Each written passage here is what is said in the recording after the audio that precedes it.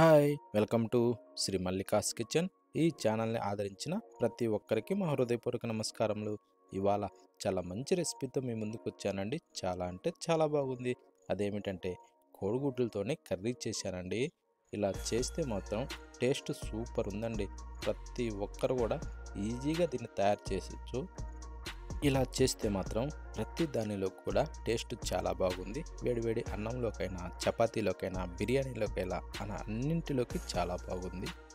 ఎలా చేయాలంటే ముందుగా మనం కోడిగుడ్లను అయితే ఉడకపెట్టుకోవాలి. నేనైతే ఒక 5 కోడిగుడ్లను ఉడకపెట్టేసి ఇలా కోడిగుడ్లని ఉడకబెట్టి రెడీ చేసిన తర్వాత ఒక చిన్న చాకు సహాయంతో ఈ టైప్లో ఘాట్లు పెట్టుకోవాలి. అంటే కోడిగుడ్లని ఈ టైప్లో నిలబెట్టి ప్లస్ మోడల్లో ఘాట్లు పెట్టుకోవాలి. నేనైతే సేమ్ అదే విధంగా పెట్టాను. ఎందుకంటే మనం చేసే కర్రీ ఏంటంటే కోడిగుడ్డు లోపలికి కూడా వెళ్ళి రుచి చాలా బాగుంటుంది. అందుకోసం అనేసి నేను ఈ విధంగా ట్రై చేశాను. ప్రతి ఒక్కరు కూడా కంపల్సరీ ఇలా ట్రై చేయండి. టేస్ట్ మీరే చూడండి.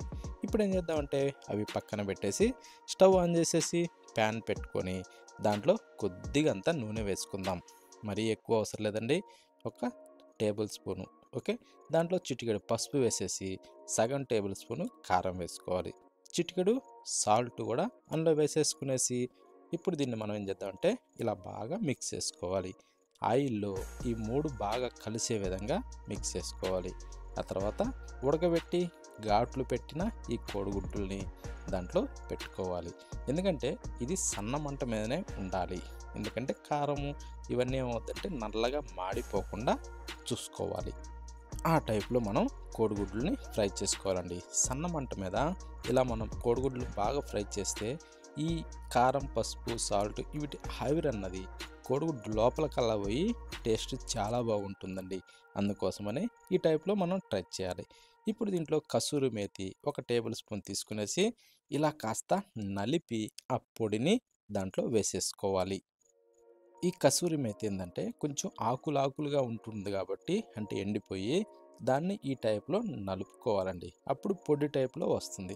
ఈ టైప్లో దాన్ని కూడా కొంచెం అలా వేగనిచ్చుకునేసి ఇప్పుడు ఈ విధంగా వేగిన తర్వాత ఇప్పుడు స్టవ్ ఆఫ్ చేసుకోవాలండి. స్టవ్ ఆఫ్ చేసేసి ఒకసారి చూడండి కోడిగుడ్లు ఎలా ఫ్రై అయ్యాయో. ఈ టైప్లో మాడకుండా చూసుకోవాలండి. భలేగా ఉంటుంది.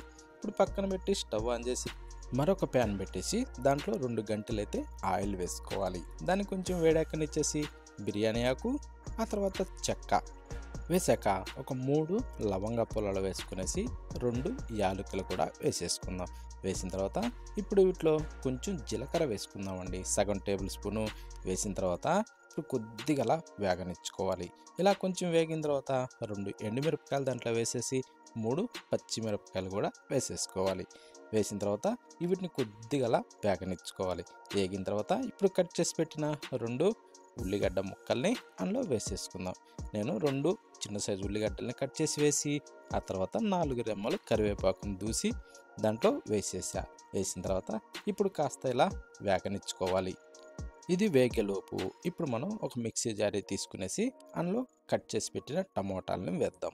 నేనైతే ఒక 3 టమోటాలని కొంచెం పెద్ద ముక్కలుగా కట్ చేసి వేసి అందులో నీళ్లు పోసే అవసరం లేదు, గ్రైండ్ చేశానండి. చూడండి ఈ టైప్లో పేస్ట్ వస్తుంది.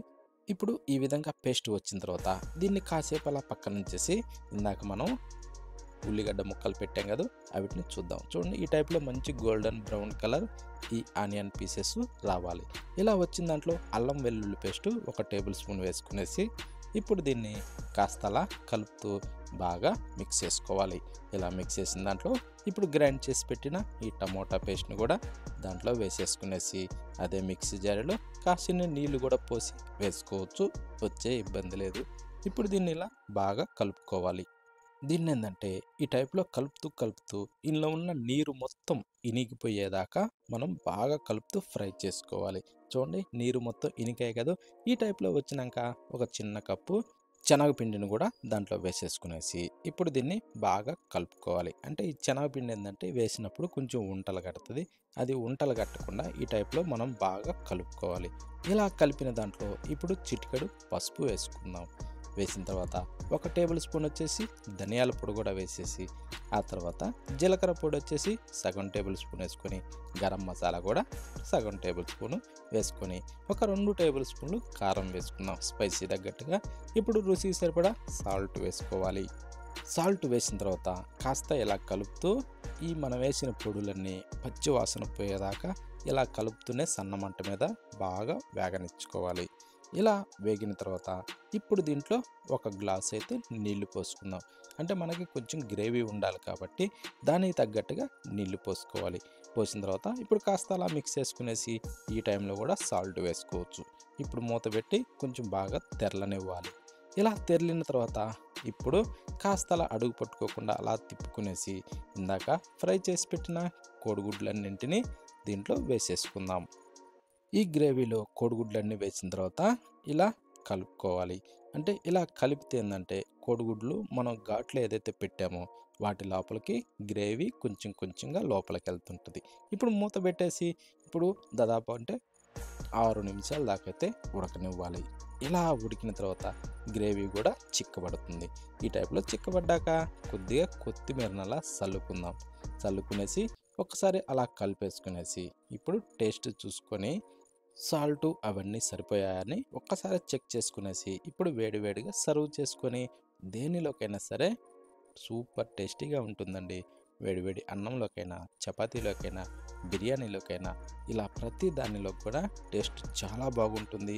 చేయడం కూడా ఎంత ఈజీగా చూశారు కదా. చాలా సింపుల్గా తయారు చేసుకోవచ్చండి.